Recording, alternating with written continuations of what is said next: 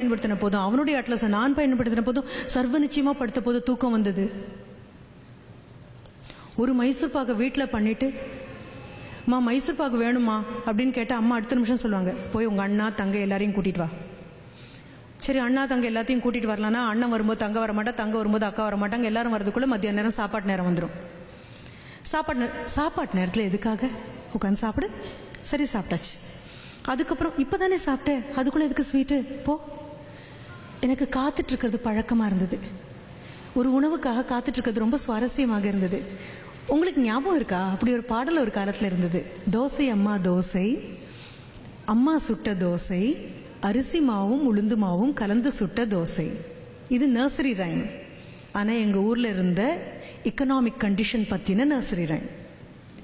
அப்பாவுக்கு 4, அம்மாவுக்கு 3, அண்ணனுக்கு 2, பாப்பாவுக்கு 1. தின்ன தின்ன ஆசை, திருப்பி கேட்டா பூசை. ரைட்? எண்ணி சுட்ட அப்பம்னு ஒன்று சொல்லுவோம். இவ்வளோதான், இவ்வளோதான் உனக்குன்னு வச்சது. நீ அதிகமாக கேட்டால் யாருக்கோ இல்லை, அவ்வளோவே தான். வறுமை கிடையாது, ஏழ்மை கிடையாது, ஆரோக்கியமான சிக்கனம் அப்படின்னு ஒன்று உண்டு. ஹெல்த்தியான எக்கனாமிக் கண்டிஷன், பகிர்ந்து கொடுக்கறது. நிலாச்சோரெல்லாம் அதனால வந்தது தான். ஒத்தத்தையாக உட்காந்து சோறு போட்டால் எல்லாருக்கும் பத்தாது அப்படிங்கிறதுக்காக காலையில் பண்ண குழம்பு பொரியல் எல்லாத்தையும் ஒன்றா கலந்து பெருசையும் சின்னதையும் ஒன்றா உட்கார வச்சு ஆளுக்கு கொஞ்சம் கொஞ்சம் போட்டு இப்படி வழித்து சாப்பிட்டு முடிக்கிறதுக்குள்ளே பாட்டி எழுந்திரிச்சு போயிடுவாங்க.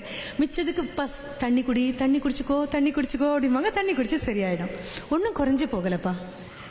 இந்த சிக்கனத்தை சொல்லிக் கொடுக்க மறந்துட்டோம். ஒரு பொருளை அப்போ அந்த கையில் வச்சுக்கிட்டு அந்த மைசூர் பாக்கை வச்சுட்டு உட்காந்துட்டு இருக்கும்போது அம்மா கேட்பாங்க, அதான் வேணும்னு கேட்டு எத்தனை நேரமாக நச்சிட்டே இருந்த, திங்க வேண்டியது தானே அப்படிம்பாங்க. நான் சொன்ன பதில் எனக்கு இன்னும் ஞாபகம் இருக்கு. தின்னா தீந்து போயிடுமே. ரைட்? ஆனால் இப்போ என்ன பண்ணுறேன், பாக்ஸ் ஃபுல் ஆஃப் ஸ்வீட்டை வாங்கிட்டு வந்து என் ஒத்த குழந்தைகிட்ட கொடுக்குறேன். அது தான் தின்னு துப்பி கீழே போட்டு பிசுக்கி அடித்து எல்லாம் பண்ணி முடிக்கும்போது திகட்ட வாழ்க்கையை கொடுத்தீங்கன்னா திதிப்புன்னா தெரியாமல் போயிடும். திதிப்பு தெரியணும்னா திகட்டக்கூடாது. எங்கேயாவது நான் வறுமை சொல்லவே இல்லை உங்களுக்கெல்லாம். நான் என்ன சொல்றேன்னு புரியுது. புரியாத மாதிரி பாவனை வேணா பண்ணலாமே தவிர புரிஞ்சு தொலைக்குது. என்ன பண்ணலாம்? புரியுது. எங்கேயாவது ஒரு இடத்துல என்ன நான் பார்க்குறேன், எங்கள் ஊரில் பார்க்குறேன். பர்த்டே செலிப்ரேஷன் சொன்ன அடுத்த நிமிஷம் இவ்வளோ பெரிய கேக். அந்த கேக் பண்ணின நபர் அவர் குழந்தைக்கு அவ்வளோ பெரிய கேக் பண்ணி கொடுக்க முடியாது. The baker cannot fix such a big cake for his own kid. வாங்கி அந்த குழந்தைங்க சாப்பிடுன்னு நினைக்கிறேன், வழிச்சு ஒன்று முகத்தில் ஒன்று பூசிக்குது. I do not know. நான் அப்போ அந்த பையன்கிட்ட சிரிச்சுட்டே கேட்டேன், ஐயோ கேக் எடுத்து முகத்தில் பூசிக்கிறேன், நாளைக்கு காலையில் பிரேக்ஃபாஸ்ட்டுக்கு என்னடா ஃபேர் அண்ட் லவ்லியா? கம்மிங் பேக், நான் சொல்கிற விஷயம் இன்னும் நூதனமானது, இன்னும் நுணுக்கமானது. Please learn from animals what it is to parent. பேரண்டிங்னா என்னன்னு பார்த்துக்கோங்க. எங்கள் வீட்டு பூனை ரொம்ப அழகாக பேரண்டிங் பண்ணும். 4 குட்டி போட்டுட்டு முதல்ல போய் வேட்டையாடி எலியை கொண்டு வந்து கொடுக்கும். இந்த 4 குட்டியில் ஏதோ ஒன்று போய் சாப்பிடும். அதுக்கப்புறம் 2வது தடவை வேட்டைக்கு போகும், பாதி கொன்று எலியை கொண்டு வந்து கொடுக்கும். 3வது தடவை வேட்டைக்கு கூட்டிகிட்டு போகும். 4வது தடவை விட்டுட்டு வந்துடும். வளர்ந்த குழந்தையை தூக்கி இடுப்பில் வச்சுக்கிட்டு கீழே இறக்கி விட முடியாமல் செல்லோன்னு கொஞ்சறது எவ்வளவு மோசமோ அவ்வளோ மோசம். பேரண்டிங்னா எங்கே கோடு போடுறது அப்படின்னு தெரியாமல் கஷ்டமாக தான் இருக்கும். இதனுடைய எக்ஸ்டென்ஷனாக வரக்கூடியது தான் இறுக்கி என் பையனை திட்டாதீங்கன்னு சொல்லக்கூடிய அம்மாக்கள் தான் விட்டு கொடுக்க முடியாத மாமியார்களாக மாறக்கூடிய அவலம் ஏற்படும். என் பையன் சொல்ல ப்ளீஸ், பெரிய விஷயம், படித்துக்கொள்ள வேண்டிய பெரிய விஷயம், ரொம்ப பெரிய விஷயம். இல்லைன்னா விழுந்துருவோம்ப்பா. எத்தனை நாளைக்கு தான் விகடன்லேயும் குமுதத்துலேயும் கல்கையிலையும் எல்லாத்துலேயும் மாமியாரும் மருமகளும் அடிச்சுக்கிற மாதிரி ஜோக் போட்டு சிரித்து கேவலப்படுத்துவாங்க நம்மளை. அடுத்த ஒரு வரி சொல்கிறோம், எவ்வளோ பார்த்து வளர்த்த பையன் தெரியுமா, வந்து மயக்கிட்டே போயிட்டா. எல்லா ஆணும் ஒரு பெண்ணுக்கிட்ட ஏதோ ஒரு காலத்தில் மயங்கத்தானே வேணும்.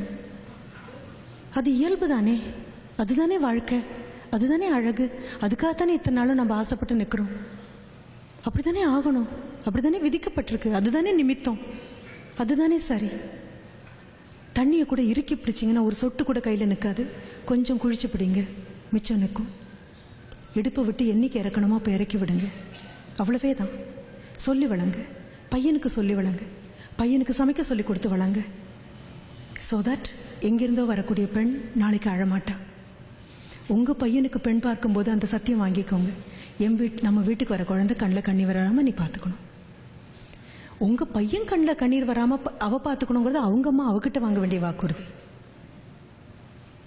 எல்லாத்துக்கும் மேலே அம்மாவால் அம்மாவா மட்டும்தான் இருக்க முடியும், மனைவியால் அம்மாவாகவும் இருக்க முடியும். என் குழந்தைன்னு நான் ரசித்து அதனுடைய குறைகளெல்லாம் ஏற்றுக்கிட்டு நான் கொண்டாடுறது வேற. அது சாதாரணம். நொந்து பெற்றிருக்கோம்ல, 1000 தப்புனாலும் நம்ம குழந்தை. சம்பந்தமே இல்லாத பெண் அத்தனையும் சகிச்சுட்டு வரா அப்படின்னா பெரிய விஷயம்ப்பா. The same holds good with boys also.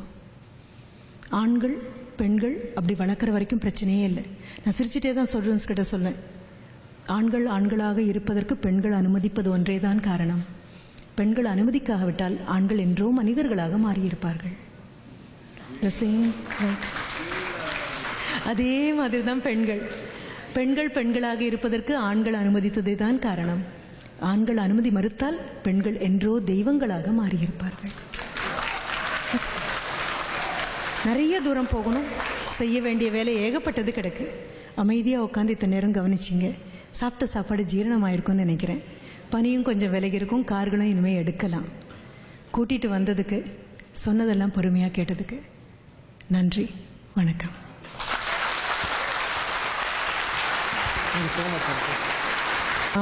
உங்ககிட்ட எல்லாம் ரொம்ப சந்தோஷமாக சொல்ல வேண்டிய ஒரு விஷயம். இங்கே வந்து நீங்கள் ஹோட்டலில் தங்குறீங்களான்னு என்னை திருப்பி கேட்ட போது மாட்டவே மாட்டேன் அப்படின்னு சொல்லி நான் மறுத்தேன். வீட்டிலேருந்து கிளம்பினா வீட்டுக்குள்ளே தான் போகணும்.